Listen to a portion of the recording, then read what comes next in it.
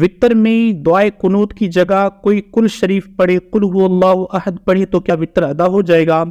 علماء کرام تحریر فرماتے ہیں، تفہیم المسائل مفتی منیب الرحمان کا کتاب ہے، اس میں یہ مسئلہ تحریر ہے۔ آپ فرماتے ہیں کہ وطر کی تیسری رکعت میں مطلقاً دعا پڑھنا واجب ہے، اور بطور خاص دعائے قنوت پڑھنا یہ سنت ہے، تو لہذا پہلی فرصت میں اس دعا کو یاد کر لیں تاکہ وطر کے ثواب سے محروم نہ رہ پائے۔ اگر پھر بھی دعائے قنوت یاد نہیں تو اس کی جگہ اللہم ربنا آتنا فی الدنیا حسنۃ وفی الآخرۃ حسنۃ وقنا عذاب النار، اگر یہ دعا پڑھے تو بھی ٹھیک، اور اگر یہ بھی یاد نہیں تو علماء فرماتے ہیں اس کی جگہ 3 مرتبہ اللہم اغفر لی، اللہم اغفر لی، اللہم اغفر لی، یہ 3 مرتبہ الفاظ کہے تو یہ بھی ٹھیک۔ اگر